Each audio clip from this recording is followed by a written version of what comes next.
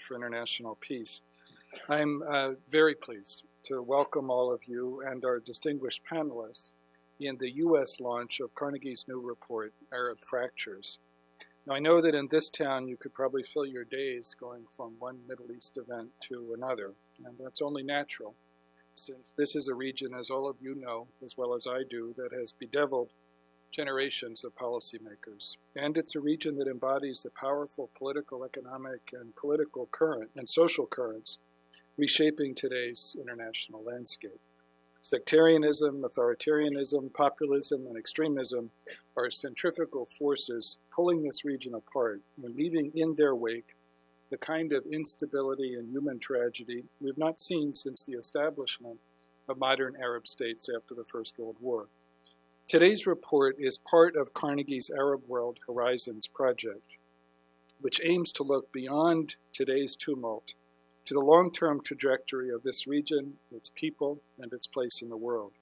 The project is not much interested in pronouncements and prescriptions through a purely Washington lens. It is far more interested in the often ignored and marginalized perspectives from the region itself. This is precisely why 75% of the contributions in this report come from 8 different Arab countries. It's why we first launched this report in Arabic and in Beirut 10 days ago. And it's why we're so proud and grateful that support for this effort comes from extraordinary representatives of the region, Ayman and Sausan Asfari and their Asfari Foundation. For more than a decade, the Asfari Foundation has helped empower people in the region to create change, providing relief to those who need it most, investing in their promise and potential, and helping them build a more pluralistic and prosperous future. This is the spirit which animates this project, and it is the spirit which animates the work of our Middle East program and our Beirut Center. We truly could not be more grateful for their generosity and partnership. I'm also very grateful to my Carnegie colleagues who have coordinated this project over many months, many time zones, and many countries. The report is unstinting in its analysis and its candor and lays out a very solid foundation for understanding the drivers of change and priorities for action. This weekend's executive order suspending refugee resettlement and restricting travel from a number of Muslim-majority countries is an example of policy action divorced from and uninformed by rudimentary knowledge about this part of the world.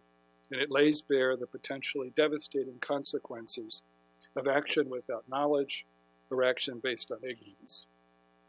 We know this executive order implicates a number of our guests, and I know you made Herculean efforts to travel to the United States. I am profoundly sorry and deeply embarrassed, and I'm touched by your continued faith in us, in our work, and in this institution's mission. I hope this report and your words today will make a meaningful contribution to a deeply polarized policy debate. And I hope it's one of many steps we'll take together to help build a more pluralistic and prosperous future in the Arab world. Thank you all very much for coming, and please join me in warmly welcoming our first panel. Thank you.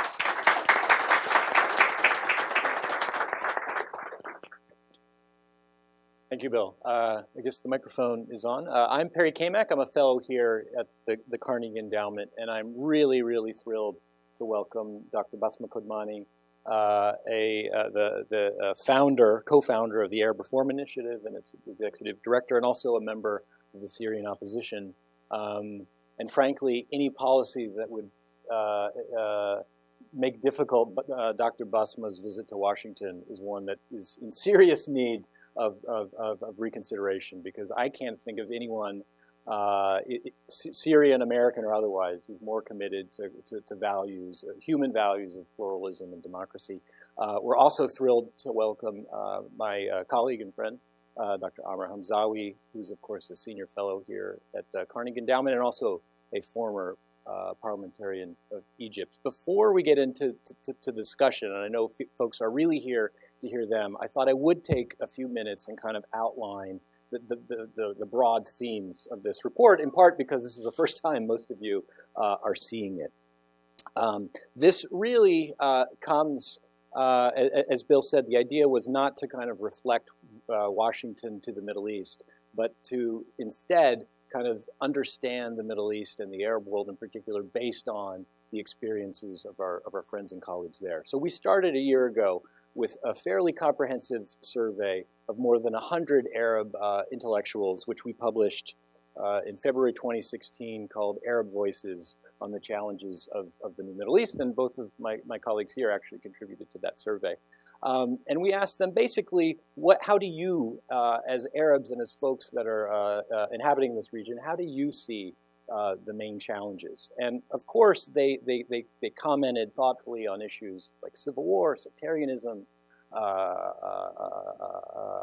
conflict, radicalization, terrorism, etc. But what really stood out for us is the underlying profound governance challenges that leaped out. And in fact, the number 2 issues that these experts identified in the region were really authoritarianism, number 1, and corruption, number 2. Now, that's not to say that terrorism wasn't the key issue, but they generally, these 100 experts, saw these security challenges as second-order derivative challenges, kind of based upon these profound governance challenges, which we're going to talk today. So in this report, we really used that survey as the kind of starting point and tried to understand the turbulence in the region across 3 frameworks, as we call them, consisting of citizen, state, and institutions, and frankly, and finally, the geopolitical kind of strategic issues or the turmoil in the region. And we called it Arab fractures because in our view, all 3 of these different levels, citizen, state, and region,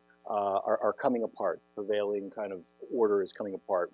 I think all of us here in Washington understand very acutely the kind of regional fractures, the conflict, civil war, transnational movements, extremism, etc. So I think what we're really trying to focus with our launch today is the first of these 2 layers, citizens and states. And if I could kind of summarize our report in just 5 words, it really would be governance and accountability still matter. So we looked at basically the authoritarian bargains, the prevailing kind of social structures in the region, which were based on an idea that governance, almost all of the Arab governments in the region for decades, would provide security, they would provide jobs, they'd provide basic services, but in exchange, citizens were essentially asked to keep their mouths shut and refrain from having a significant role in governance and decision making. And I think all of us saw very clearly in 2011 with the Arab Spring that those authoritarian bargains are collapsing.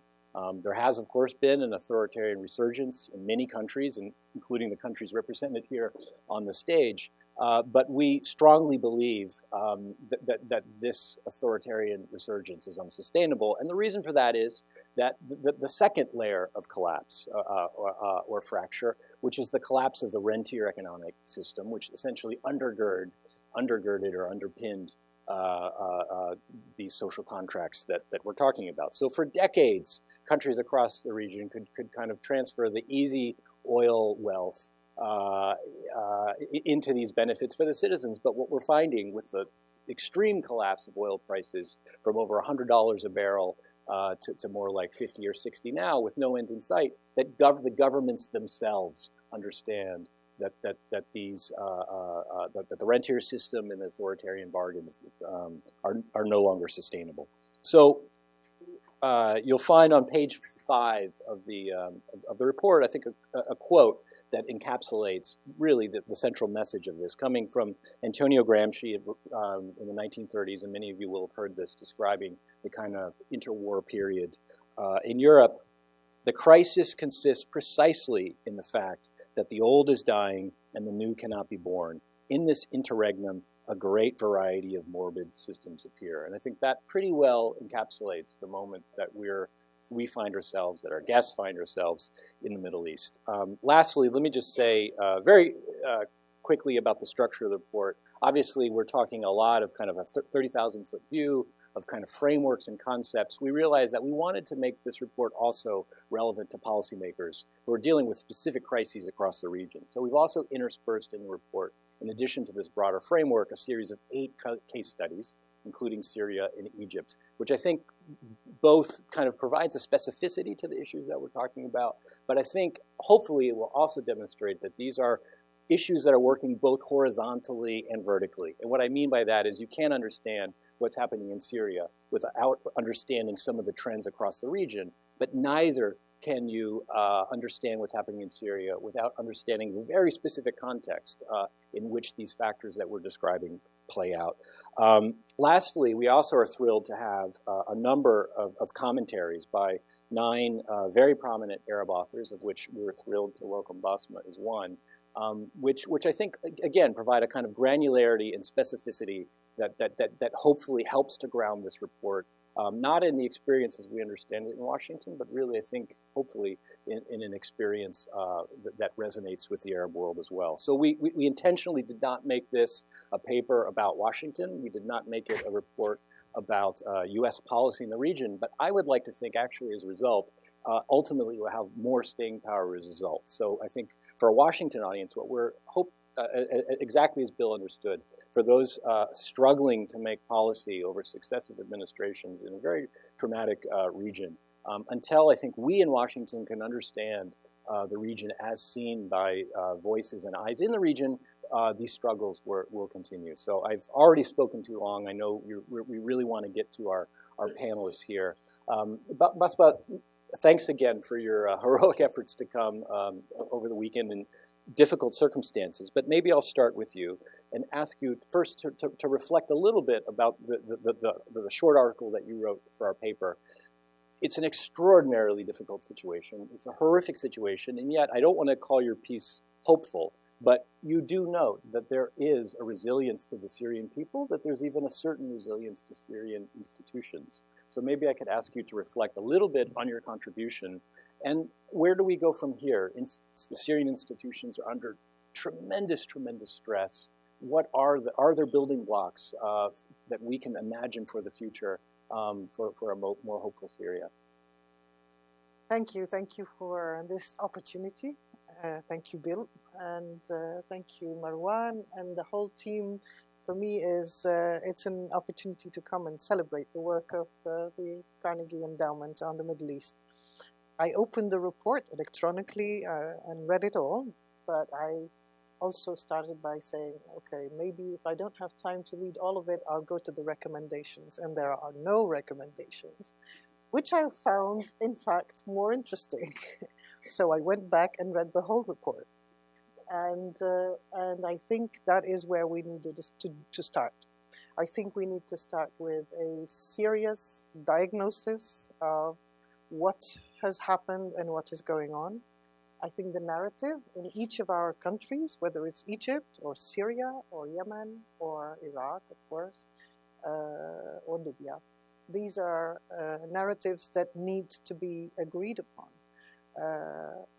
Bill Burns was saying earlier, it's about sectarianism, authoritarianism, and other big challenges. I tend to say it's about authoritarianism, and again authoritarianism. Because in the case of Syria, if I may say a few words about that, I think because this is where I guess we need to look for the solution. It is about the sectarianism issue. And I think we have worked a lot across different societies on the issue of sectarianism, and come to the conclusion that this is just a question of governance. It has nothing to do with the differences among communities, with their history, with the level of tolerance, intolerance, racism, sectarianism. That is not the issue. The issue is about the governance, how you manage this diversity. And what we have had is a total failure of management. In the case of Syria, it goes much further than that. It is the mobilization of sectarian differences in order to maintain a system in power, and that includes the most extreme measures, such as, of course, exclusion of certain communities, domination of the whole security apparatus, but it's also demographic changes on the ground, and this is currently continuing at a pace that is very worrisome. So we have seen this issue of the management of the diversity, and I think it applies to any society. Take a European society, 2 million Muslims become too many Muslims for them, and they look for solutions. And we have racism, and we have extreme right movements, and so on. So that really illustrates the fact that it is about how you manage those relations, what laws you put in place, what guarantees you give communities, what institutions you create to enforce those laws and rights, and what kind of public policies in all different sectors you implement. And I think societies, having seen leaders not only fail but manipulate sectarianism, find that the onus falls on them. The onus today is on societies to lead on how they want to how they can manage this relationship between communities. So the problem is within societies, and the problem needs to come from within the society. And that is the case of Syria today. There is no government, of course, to help us because it is at the origin of the problem. Unfortunately, there are very few external partners who still look at Syria as a country that needs to come back together, that this is a society, these are people who imagine themselves as Syrians, so we need to look for a solution that brings them back together. And I challenge anyone to tell me that Syrians say anything but that they are Syrians before anything else. They're not Sunni, they're not Alawi, they're not Druze, they are Syrians. Because if they want to be Druze, they belong elsewhere, and they want to be Sunni, they go to Iraq, or they link with Iraq. So we lose our borders and we lose our entity.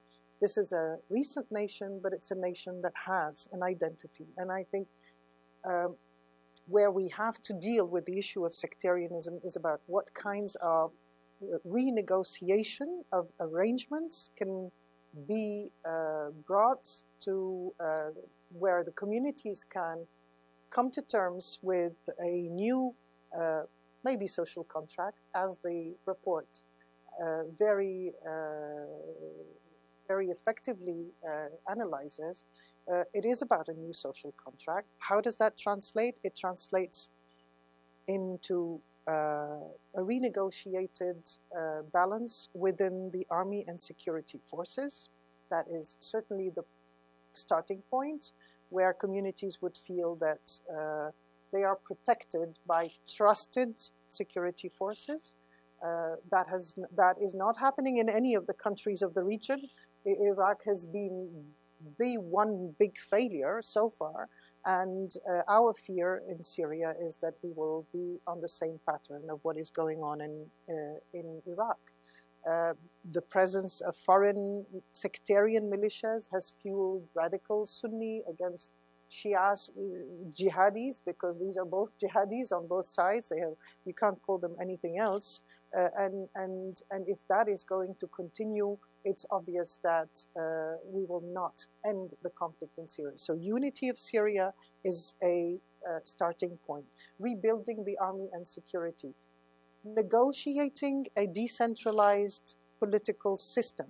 And when I say decentralization, here again we have people saying, give a name to a de facto partition. No, it is not about de facto partition. It's about devolving power from the center to the regions, but it's about a strong and effective central power. Otherwise, this is a failed state. We are just giving a different name to a failed state. We're talking about rebuilding a central state in the capital that has the capacity to devolve power and to build relations with its different regions. Otherwise, it's failure. So it is about renegotiating also that the political system and how it is and where power is distributed. I want to say also that I think I made clear that we will not have a solution if we have foreign militias on the ground in Syria, and we may come back to that in a minute. But I want to end on one. I think I'm trying to be as positive as possible here. That the security issues are major, but I would also say that there is one silver lining to what has happened in Syria over the last 6 years, and that is the experience of local governance, which has not only managed people's lives, the regions where the state has withdrawn its services to punish the population have managed beautifully. It is amazing how these communities have organized their lives and offered services, provided services in transparency, accountability, in a democratic way. It is a fantastic experience to build on. And we need reconstruction to take act to acknowledge that and build on what has emerged at the local level. Do we have big national leaders that have emerged? No. But whether we are building new leadership, and that is certainly happening at the local level. The young generation that rose in 2011 carries a vision, and they are implementing this vision at the local level. They can't do it beyond that local level, but they do it in the schools, the hospitals, the local governance institutions, and the democratic elections they hold. They've just held democratic elections for Aleppo Council. It is unbelievable. It's also for Idlib, for different areas of Syria, under extreme hardship. This is still continuing to happen because they realize that is the experiment they want to keep, and that is what they rose for. They really rose for this participatory system where they can lead their lives and be in control of their destinies. So we don't want to take the old to build the new, because you'd never build new with old ingredients. You don't build good institutions, new institutions and innovative institutions with the same old people, and I'm one of those, so I'm saying we should be passing on to and nurturing the new generation that needs to take over. In Syria, they carry the vision. They don't need to tell us what it is. It's their practice, everyday practice, that shows where they want to go. And yesterday we had one Egyptian speaker, I don't know if Hafsa is in the room, but she was protesting. We are expressing ourselves differently. We have something else to say. We have a different way, an alternative approach to all of this, of political engagement and mobilization. The challenge is definitely whether from this social mobilizations that we have seen through the uprisings and other social movements that continue, how do we go to political organization or to organization period? That is the big challenge for I think, whether it's Syrian society, we're finding answers at the local level, but not yet at the higher national level. It is also in other countries the same issue. How we organize, and I think the report focuses on institutions and governance. That obviously came out from the Arab Horizons survey, but I think that is touching really where we need to dig and work hard, and the answers are not quick fixes, obviously. Thank you for that. I'm going to resist the urge to ask you a number of follow-up.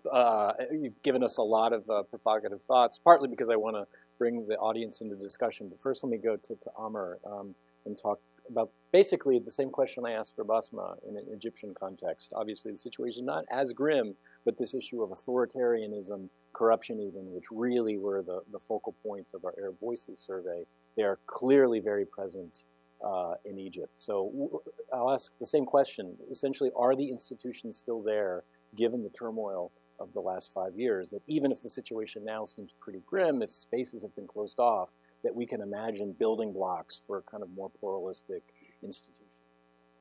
Right. Thank you, Perry. Let me, as a side note, start by expressing my gratitude to as an Egyptian, as an Arab, to the great efforts that have been unfolding in the United States in the last days to help protect and practice solidarity. There's a different America away from the executive order, and I believe it's a great moment for Arab public opinions to realize this is not simply about a government, it's not about a president, this is much more. And I'm proud to be here, I'm proud to be part of an institution where I have enjoyed throughout the last years, with their ups and downs, many rounds, I have to say, great solidarity from my colleagues. So I'm really grateful to.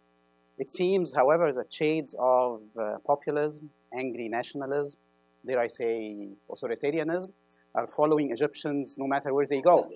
So And so I was advising some colleagues last night in a long conversation. We are shifting to Signal in the US as well, which is remarkable.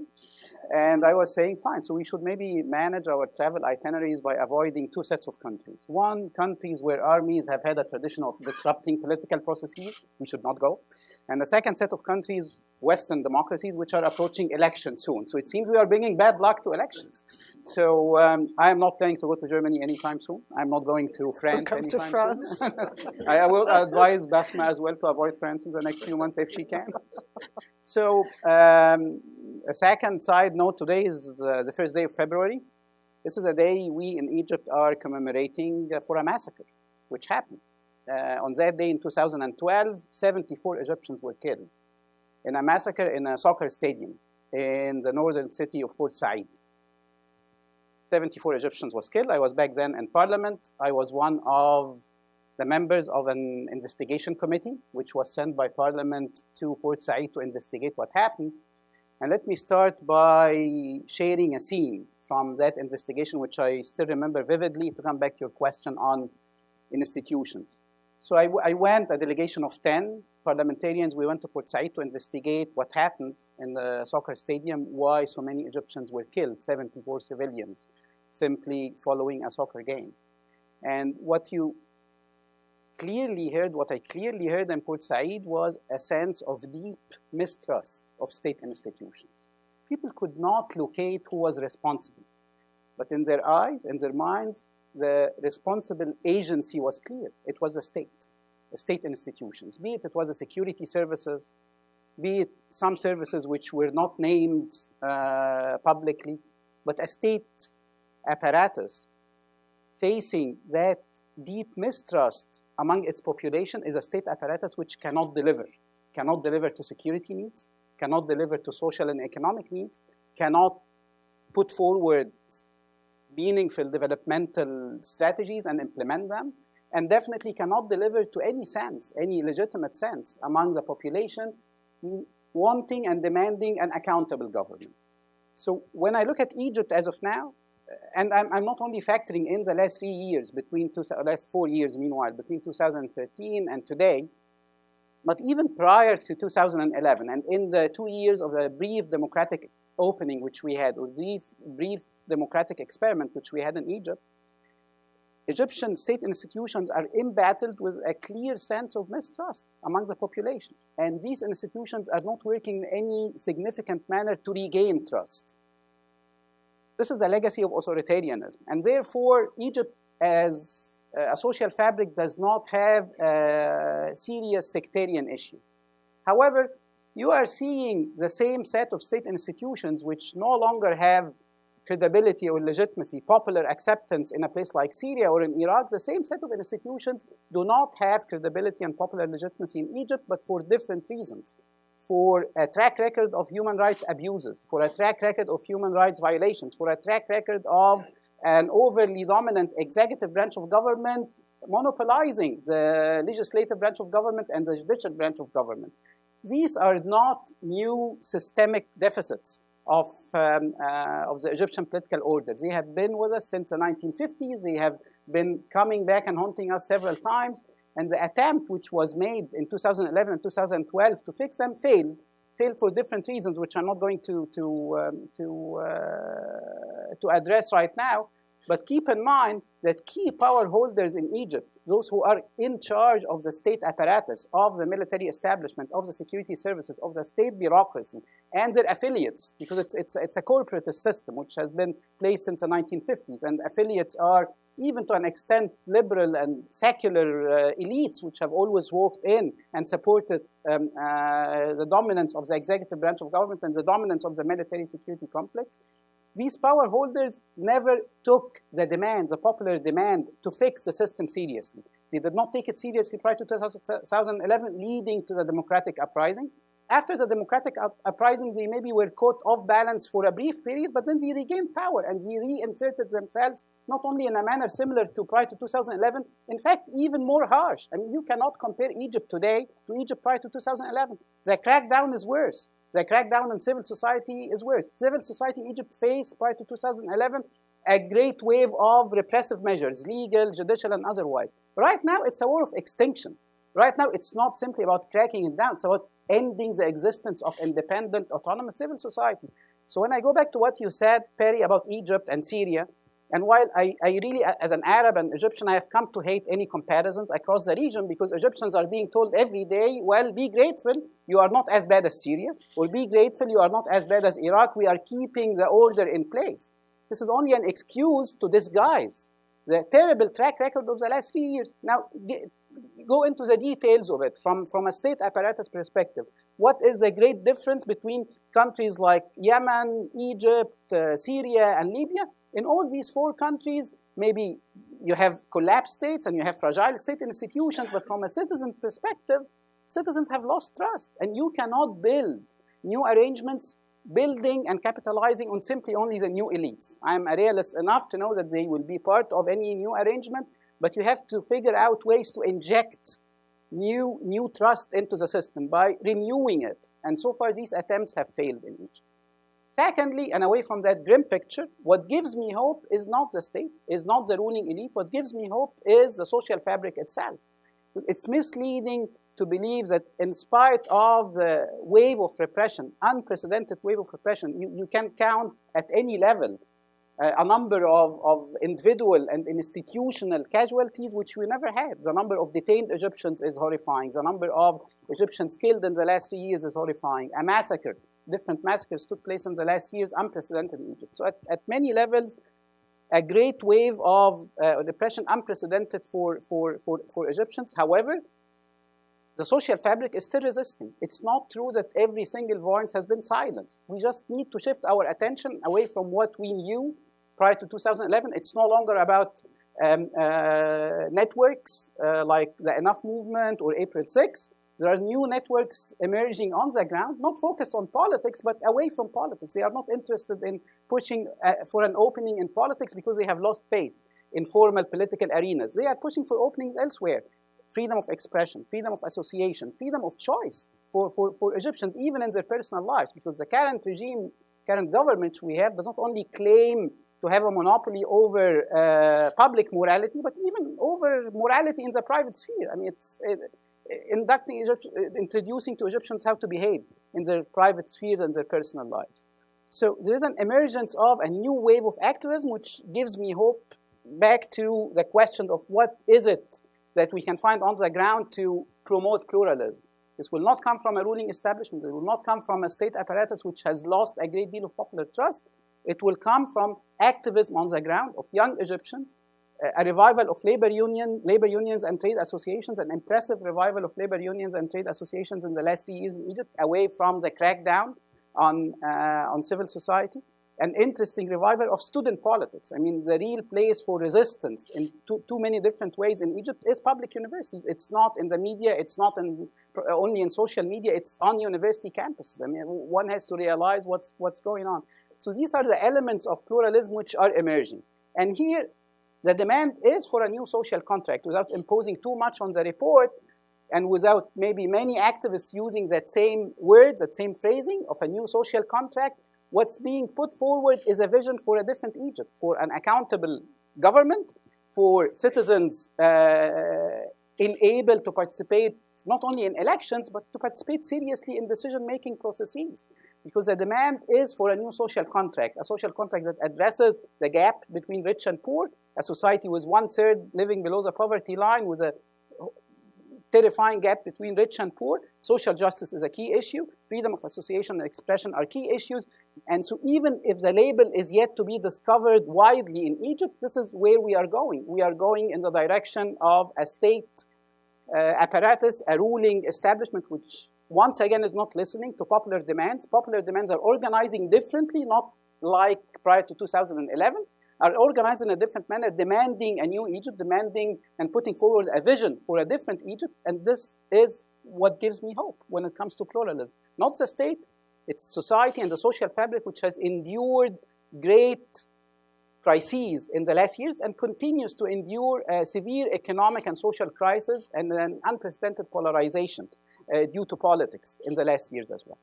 Thank you very much. For those of you that are hearing Basma and Amr for the first time, I think you can now see why we're so excited to have them both here today, but also as partners and contributors to the report. So I'd like to open it up to the audience. I think I anticipate and hope there'll be a lot of questions, so maybe we'll do them two at a time. If we have about 35 minutes, so if you could keep your questions brief and your comments in the form of a question, we would appreciate it. And please introduce yourself. Maybe we'll start over here.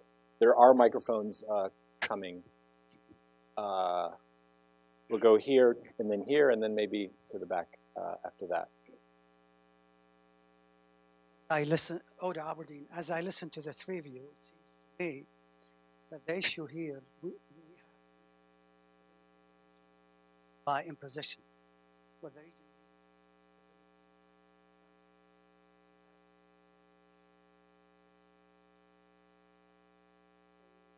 Closer to the mic.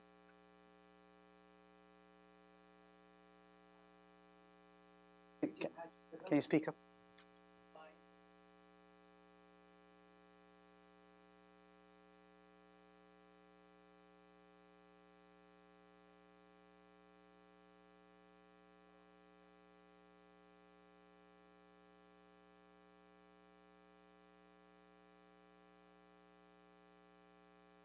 Thank you, Ade. Yeah. So the essential comment there was that we've had kind of imposed stability that going forward, and I think this tracks nicely with the theme of our report, that we need stability by consent. The gentleman here, we're going to do two at a time. Thank you very much. Michael Kurtzig, retired from the Department of Agriculture. You need stability, you need governance, you need jobs. And the question is, what is the economic future of a country that in Egypt, I understand 40% of the women who have college degrees have no jobs. Maybe it's the men, and 60% of the women have no jobs. So today I'm not even going to talk about what's going on over there. But you have to have some type of an economic foundation in these countries, and I don't think you have that. And would you comment on that? Thank you. So two issues here. Stability by consent, are the ingredients there, if not now, kind of conceivably in the future, and then the economic basis for both countries. Asma, I don't know if you would like to start. I leave the second question for Amr. It's more about the stability by consent, I think, is exactly what I meant by saying renegotiated terms of the togetherness, what populations in one country, and I insist on one country because we have an order that may not be perfect. It definitely isn't perfect, but if we break it up, we have to have an alternative. We don't have an alternative, so it's safer to keep societies as they are defined within the current borders. The actual consent needs to be participation and needs to be, as I said, recognition of the specificity of communities. And in recognizing the specificity, you set those institutions and laws and guarantees, but one finds that very quickly you move towards discussing interests. People exactly would want, if they are Kurdish and they have a television channel in Kurdish and they're allowed to teach Kurdish at school and they have their official language in their own regions. That is what is currently discussed, for example, about Syria. I take this example just to say that the next question, or the immediate question, is what resources do we have? What jobs do we get? How much do we get of the central government budget? The identity issues suddenly disappear. They become irrelevant. But we need to set those terms first, and we will move very quickly towards interest-based negotiations, I think. Right. I mean, on the economic foundation for democratic change or political reform, this is, of course, as you know, not a new debate. This is a recurrent theme. It's emerging once again. I believe the context of its re-emergence in the US, but even in European and in Arab discussions, comes again in the background of discrediting the very idea of pushing for democratic reform. That, well, listen, These societies need to prosper economically, need to put in place a sound economic foundation before considering how to open up their political systems. Now, what really saddens me is the fact that at least 6 decades of political history and economic history in the region get completely ignored. We have been experiencing and experimenting in exactly that. Wait on democracy, push forward economic development first, and then we can open up the system since the 1950s. These were the dominant ideologies since the 1950s. And they never worked out. They never led to economic prosperity. So the question will have to be, why? Why is it that these military-led governments or military security-led governments, or not military-led security, but autocratic governments, why is it that they failed in producing and delivering economic prosperity? And my response to it is simply because they have always lacked accountability. You cannot get to sustained economic development, to sustained economic prosperity, unless you're having accountable governments in place. And the question of accountability cannot be reduced to side accountability in some services, in some sectors of society. So fine, so the market is accountable enough. No, it's not enough, because the bureaucracy, the dominant autocracy, comes back and disrupts the market. Look at Egypt. Who owns the biggest share in the Egyptian market as of now? I don't have to name it, right? So, but you can assume safely it's a dominant institution. Who owns the biggest share of financial and economic transactions in Algeria? Is it an accountable institution? No, it's not. It's not in Algeria, it's not in Egypt, it's not everywhere. Labels are different, but as long as you do not impose accountability on key actors, even in the economy, you are not getting in any meaningful manner close to economic prosperity. So to reinvent the wheel and say, well, fine, ignore, I understand the frustration. This is not a high time to discuss democracy anywhere, right? However, I'm once again, and this is one of the objectives of the report, to remind those interested in the region that these labels, even if you would like to take them out of the democratic framing, accountability still matters. Pushing back against authoritarianism still matters. Getting to rule of law and independent judiciaries still matter, because this is the tragedy of Egypt as of now, is very much related to state institutions, official institutions being controlled by one branch of government, by the executive, unchecked executive branch of government. So unless it's framed that way, we are not approaching any stable, sustainable solution. If I could just give a very quick plug for our report, this kind of, one of the central themes is a kind of consolidation of political and economic control in almost every country across the region, and the inevitable kind of cronyism and corruption that results. So if there is a silver lining in the kind of collapsing or pressures facing the rentier system, it is that governments no longer, the old model is over. So they'll be forced one way or the other through tremendous turbulence. One hopes to kind of either begin to address these issues or face the consequences at their own peril. Let's do another round. We have Joe there, and then maybe afterwards the Matar. Yeah. Thank you, Perry. In fact, it's a good coincidence that we have more or less, Syria and Egypt on the panel. In fact, these are the two cases that are a delight for anyone wanting to really refute the possibility of any change in the Arab world, because they take the example of Egypt and say, look, they made a revolution and then it led to neo-authoritarianism and etc., the thing that you very well described, Damer. In Syria, they say, okay, there was a revolution and then it turned violent and now it's maybe a civil war, a regional war, and etc. So let's not touch anything.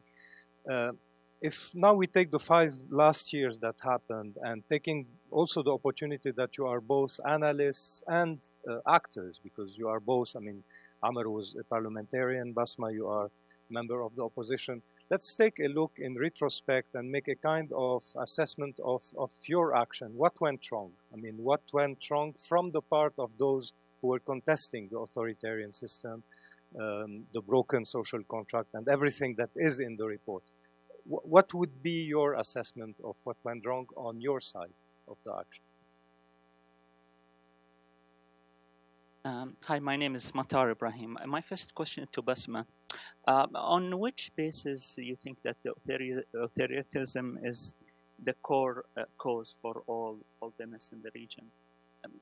So if we have assumption, for example, let us assume that there is a democracy in Syria and election and a good representation of the people. Why you are so sure that democracy will be able to handle the sectarianism and the conflict between liberals and Islamists, conservative, and why do you think it will be managed? My question to Amr, you spoke about university. Can you elaborate more? Why do you think that change will come from university? And I assume that you have a problem of literacy in Egypt, a lot of people who join university that much. So why do you think a small group of youth can have the potential to have a major change? And the final question about the theme of the report for you, Perry. I was looking at the Arabic version where the conflict between conservative and liberals and the sectarianism was addressed and the corruption. My question, I didn't see a lot about U.S. foreign policy. It's obvious for me that U.S. have a major interest in this region for different reasons. One of them is that U.S. have the major ally, which is Israel in the region, and has the most important enemy, which is Iran. You have terrorism, you have the issue of oil production. So all these issues, don't you think that it has a major impact on the entire policies in the region? Amr, do you want to? Okay. I got two questions that keep you awake at night. What went wrong? That answers the second question. And why is it better to have democracy? I think what went wrong is on different levels. First of all, I will do the self-criticism part first, which is that the opposition figures from the traditional opposition thought that this was the moment when they could come up with the alternative to the Assad regime. They had a legitimacy based on the sacrifices because, yes, they had opposed the regime at a very high cost. Most of them were former prisoners, had been for over a decade. That's the average is over a decade for each of them. What they failed to bring in is the younger generation which rose up, and that is an absolute mistake. It was fatal, really. Where did the young people go? They went into civil society groups and organizations and worked on the ground when they were inside. So the vision never came to be managed by those who had power. It wasn't, in fact, in place within those institutions of the opposition. That is, I think, the first benign mistake, which appeared benign, but which also played a major role in building the credibility of an opposition. Now, I would never have called it an opposition anyway. I would have said this is a population that has risen against a dictatorship, and we have to find ways, mechanisms for organizing the expression. Of course, that was systematically prevented by the Assad regime in the most brutal ways, and the elimination of whoever within the system was calling for a political management, a reform-based approach to those demands to diffuse the popular anger. That was systematically also implemented so as to go towards the 100% violent response to the movement. And that response, through massive arrests, disappearances, torture, and killings, systemic, I would say, torture in prisons, led to a message across society. We will crush the whole society if need be in order to remain in power. And that, of course, has brought in and bred the anger, the radicalization, the violent environment in which all of these young people, and we have witnessed that after 6 months of uprising, killings going on, in an extraordinary dilemma. Do we go home and stop the movement, or do we pick up arms? Those who picked up arms to defend their communities, their villages, the demonstrations, etc., these were then captured and manipulated by outside forces. But the radicalization was, you have to go radical. You have no other option. That peaceful movement will be killed and forgotten. And the narrative has to be built in order for that to be forgotten. And it is forgotten, because everyone speaks of ISIL, speaks of Nusra, speaks of the security vacuum and the chaos and the terrorism coming out of Syria. And that makes a regime like Assad very happy and very comfortable, and allies coming in to defend this regime being the most toxic ingredient that is fueling also manipulation of radicalization and the actual entry into the country of foreign fighters from different countries who have no business in Syria, and who have transformed the movement and hijacked it. That's why when I say, I believe the military confrontation is over, because the opposition has faced, if we count the enemies, we have the regime, Russia, Iran, Iraqi militias, Hezbollah, and ISIS, and the Kurdish PYD, PKK-affiliated movement. That's a lot of enemies for an opposition which is national, the legitimate opposition, those who rose against. So I say that military confrontation is over. Where we need now to get things right is to defend the civil institutions that were developed, particularly the local governance and the local councils that emerged over the last 5-6 years. And if we have a strategy to defend those, then we are saving the legitimacy of the original uprising. If we don't put our energy into really defending those, then we have lost a lot. And the model of an alternative organization of the Syrian society and political system, which needs to be, forget the word democratic, it needs to be accountable. How much of Syria's resources have gone to the pockets of these people?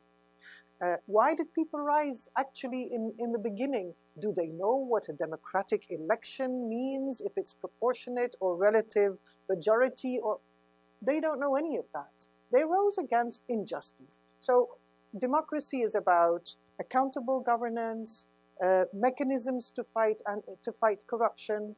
It is about organizing diversity in society and building consent, a system that is built on consent. That is what, if you break down democracy, don't just take it as a concept that, is it better? Is it useful? Is it necessary? We're just saying that people need to have the minimum freedom to organize and to be human beings who are in control of their lives and with the minimum resources. The word of these are germs that have rose against this regime tells you what kind of vision the Assad regime had of its own society. All of these people are germs who then became all terrorists, of course. That is the approach, and that's the vision. And that is what Assad has tried to convey and transform the narrative. And so holding on to these civil institutions to say it's with these that we need to build the future consent on a political order is, I think, the way to go and to rectify the wrong. There are many, many wrongs, Joseph, so I will leave it at that. Okay, thank you, Jo. for anyone who, even for a brief period in time, has been part of unfolding dynamics on the ground, this is, especially for someone with an academic training, this is a very tiring question. And it's tiring because you cannot help but spot yourself committing tactical mistakes, committing strategic mistakes. I'm at least satisfied because I confessed. I mean, I wrote about it. I did not keep my self-criticism for myself. Let me, however, so my own tactical and strategic mistakes were in the 2 years, 2011, 2012, where we could shape some of the events unfolding on the ground was at two main levels. One, I guess there was no appreciation of the significance of building democratic institutions. And the real difference between Tunisia and Egypt is while Tunisia managed to get democratically legitimated institutions, to build them relatively quickly and to sustain them, we could not. And the appreciation of how important democratically legitimated institutions would have been to manage a change in the configuration of Egypt's political system was important. We saw a parliament dissolved after a few months. We saw two constituent assemblies dissolved after a few months. We saw different democratically legitimated institutions dissolved. And unfortunately, many segments within the secular spectrum, liberal and leftist, did not appreciate much the significance of institutions, even as imbalanced as they were, in terms of Islamist and non-Islamist representation. So appreciating no institutions, the value of institutions was a key mistake. A second issue, and I keep saying it at that level, which was a devastating mistake, is the obsession in Egypt right after the removal of former President Mubarak with identity debates. And instead of debating key issues pertaining to people's lives, social justice, how to do it, even look at the details of the taxation system, how to improve it, how to get a better distribution of the country's limited resources among rich and poor. Instead of getting into policy questions, Egyptian representatives of the democratic change were preoccupied with identity debates, the place of religion in politics, the place of religion in society, the so-called discussion about the civil state, the civil nature of the state of Dawla al-Madaniyya.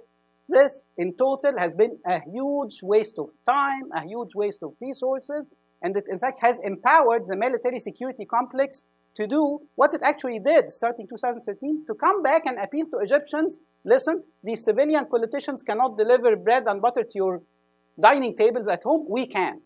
Do not trust them, trust us. We are the one stable institution in place. They are occupied with debates which are of no use to you.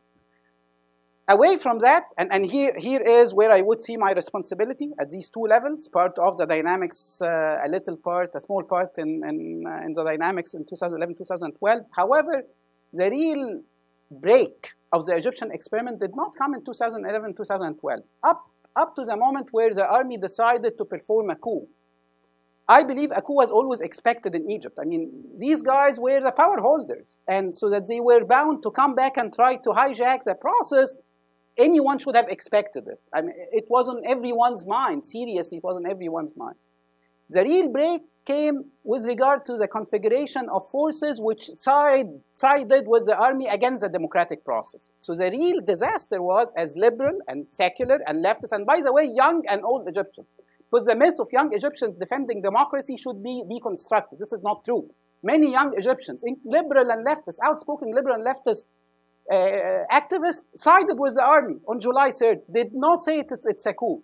They turned a blind eye to a massacre which was performed on August 14th in 2013 Egypt. Close to 1,000 Egyptians were killed. Double standards everywhere you go. So the real turning point was not the coup, was the readiness of secular elites to walk in with the army into disrupting the political process, putting forward double standards with regard to human rights abuses and violations unprecedented in Egypt. And the second turning point is, which I'm very afraid of as of now when I look at Egypt, is to substitute the demand for democracy with populist politics. Now we have a master of populism in chief in the presidency, and he is using religious and nationalistic populism. Now it's disastrous for any democratic opposition to play exactly the same populist game. I am referring you to the two-island debate in Egypt and the injection of populism. Instead of focusing on rights and freedoms issues, Egypt has become reduced to the two-island issue. I am not against the nationalist sentiments. I am against any treatment of nationalism in a populist manner. It distracts, it disrupts, it turns away democratic sentiments from being democratic and focus on accountability and anti-corruption onto populist-like structure. This is the game we are in. And this includes, once again, old and young and middle-aged Egyptians. So the drive to populism and counter-populism, what a great political environment we are living in. So these are the issues which we have to look at. On universities, I can give you sort of the standard Egyptian response to that, where we are 90 million. Even if you factor in 40% illiterate, we still have a huge bulk of students going to public universities every year, which can spearhead a democratic movement. Away from the standard Egyptian response based on quantity, no. Egyptian universities have had a very long tradition of political activism since the 1920s. And this is the tradition which is being revived, because the regime has cracked down on every single space elsewhere. Civil society, being a civil society activist means that you would either face travel ban or court proceedings, or your accounts will be frozen, your assets will be confiscated. There are huge risks associated to civil society. The two relatively safe places, and it's not that the repressive government is not trying to capture them as well, are relatively speaking labor unions, trade unions, as well as universities. In the two spheres, the repressive regime is coming back to haunt people. There are the number of civilians referred to military tribunals because these are labor unionists who protested demanding better wages for social and economic issues has been on the rise. The number of students referred to military tribunals and where sentences have been passed very quickly has been on the rise too. So here there's a battle of resistance unfolding in universities, in trade unions, in labor associations against the repressive crackdown coming from the regime. But these are the only spots where I see some organized resistance emerging. And by no means in political parties, by no means along the same ideological line as prior to 2011. This is not about Islamist and non-Islamist dichotomies or debates. It's no longer that. So why didn't we consider American foreign policy in the report? And I'm very glad, actually, you asked that question, because I think it strikes to the core of what we were trying to accomplish. First, this is a 3-year project, the Arab World Horizons, and we always intended first to build a kind of foundation, an intellectual foundation for looking at the region. I'll give a little kind of secret of the project. We actually had roughly drafted kind of a recommendations and thought we would end have a conclusion, a kind of recommendation section. I think as we're developing this, kind of as Basma was saying and alluding to, we actually felt that it took away from the narrative, that it actually undermined the report, that the report was kind of starker and stronger by presenting this kind of narrative of fractures across the 3 regions. So we definitely have thoughts on this in terms of how to go in a policy prescription, but we really wanted for this first stage to focus on a kind of solid analytical core, and frankly, emphasize that this is not a story about Washington. This is not a story. The U.S. is, of course, an important actor in the Middle East, it remains so, but this really is a story we're trying to tell about the region, kind of by the region, in some sense for the region. I think we have just about 10 minutes left, so we'll take a short break. So let's do 2 more questions, and then maybe have a very quick wrap-up. Maybe to you, Miss, first, and then the gentleman here has been, I know, waiting, and I apologize to those I didn't get to. Please. My name is Donna Amati. I wanted to kind of address the distinction between democracy as being, yes, a process in which free and fair elections that are competitive are had, but also the pillar and the foundational principle of constitutional liberalism, which emphasizes the fact that people have the right to practice free and fair their religion, the right for them to practice free speech, free press, and things like that. And I feel as though that aspect of democracy is not being addressed as much within the Middle East, as we focus more so on how we can be more representative within the governing institutions. In the case of Syria, you mentioned that the opposition groups have been hijacked by these radical Islamists. And I mean, Tulsi Gabbard, Congresswoman Tulsi Gabbard, she just visited Syria, and she was on the ground speaking to multiple individuals and families, and it's quite clear that the moderate opposition is is not really represented in a powerful way, or in a, I suppose, impactful way on the international scale.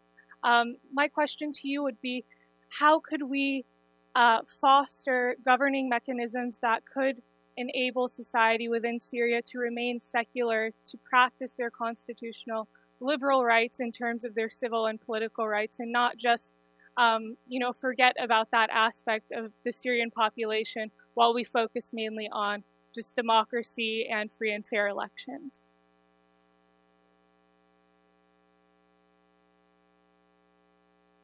My name is Amin Mahmoud, the Center for Egyptian-American Relations. The question to both speaker, great speaker really, is how you can carry this recommendation to the policymaker in the United States and in the West in general. And you think the Sisi or Assad fool in the West by saying we protect you from terrorism, or what? How you see it? Thank you. Thank you. So maybe I'll ask Basma, you start obviously with the two questions, and then any kind of final thoughts you have, and then we'll end with Amar. Okay, well, one of the most controversial pieces in the report is written by former Prime Minister of the Palestinian Authority, Salam Fayyad. And he ends his piece by saying, elections have brought mediocrity in many cases, and his advice, his recommendation is don't hold elections too early. Make sure you keep them towards the end of a transition process. Now, his experience, he cannot be suspected of not being a Democrat. He's a genuine Democrat.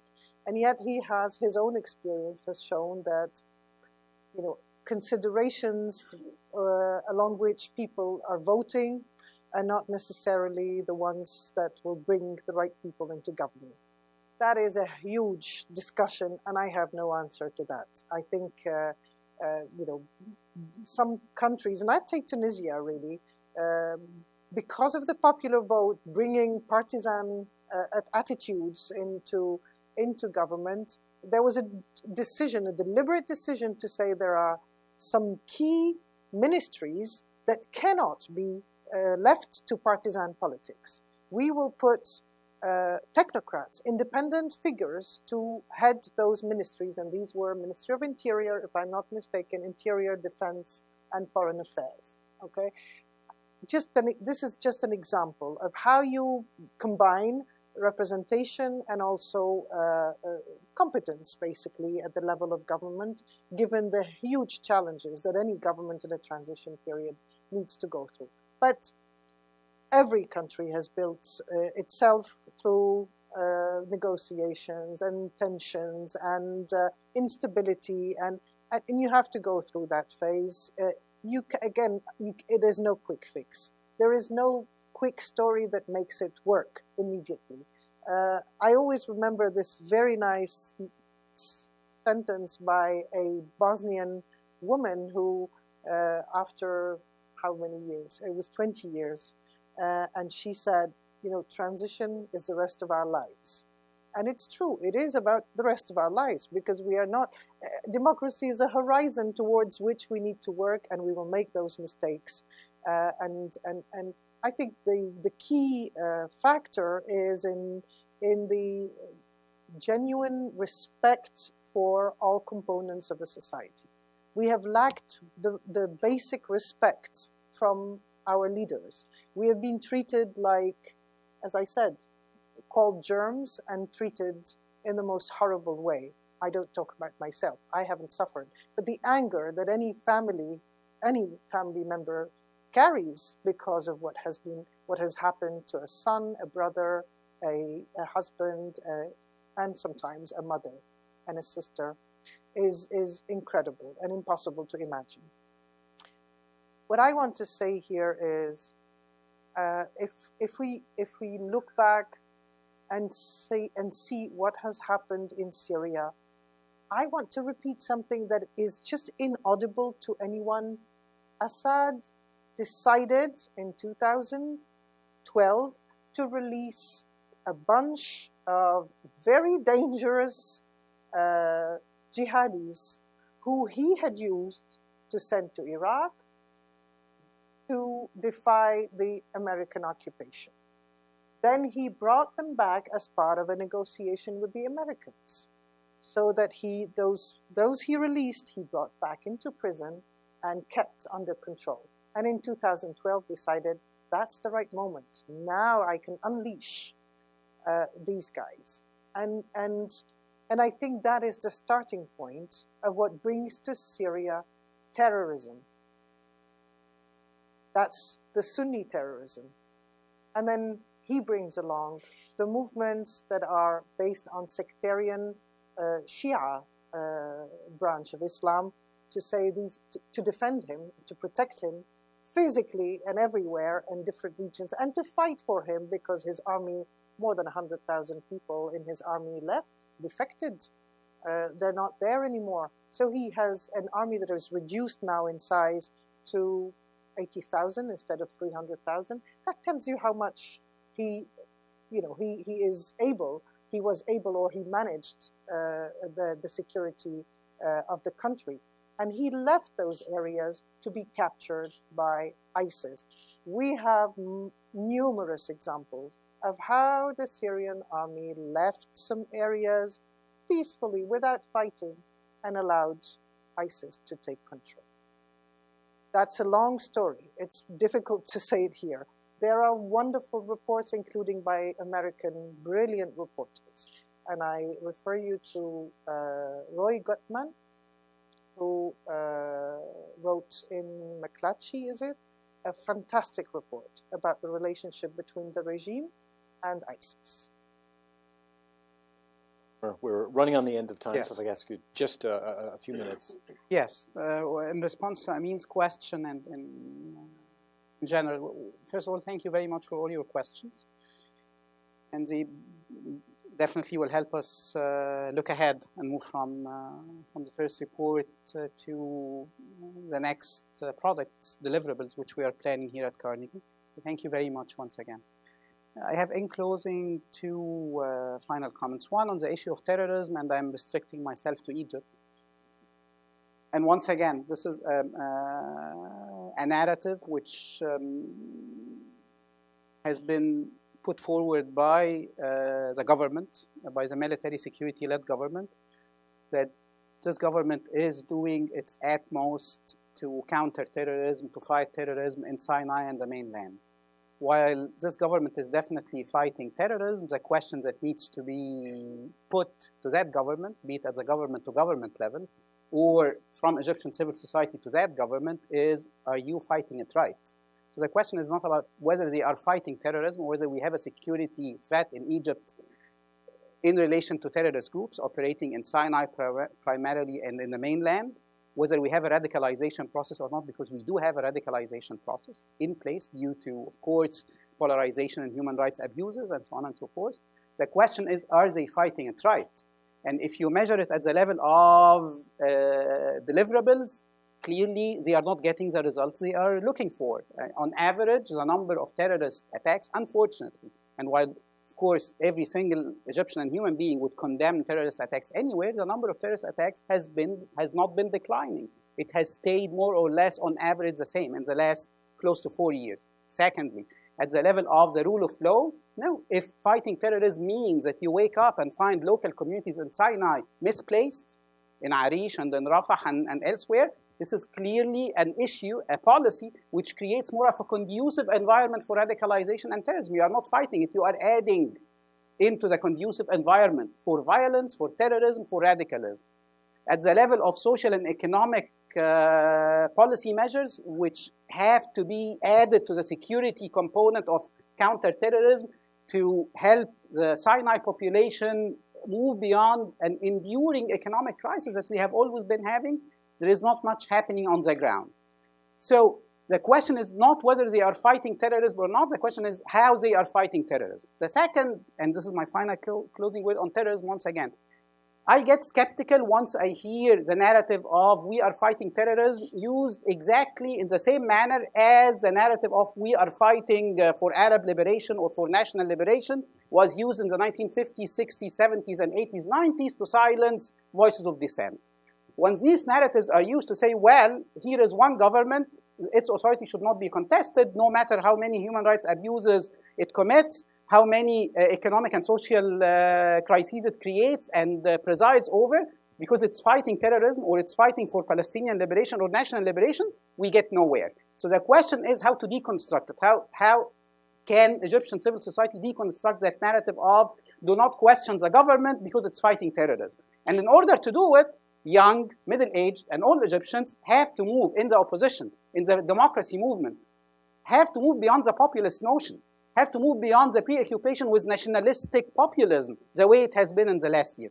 This is my frustration when I look back at Egypt, and once again, I'm not claiming that I can answer from here. Answers will be coming from the ground in Egypt. So in humility to those who are enduring the repressive regime, I'm just alerting to the danger of submitting to populism and entering the game of government populism, government-sanctioned populism, and counter-populism in the opposition instead of calling for accountability, anti-corruption measures, and democratic demands. Thank you very much. Well, thank you very much. We're going to take a short break. We'll be back in about 15 minutes, and please stick around. We have a Tunisian perspective coming, so there's a glimmer of hope maybe on the horizon in the next panel. But first, help me join Basma and Amr for just a fantastic discussion.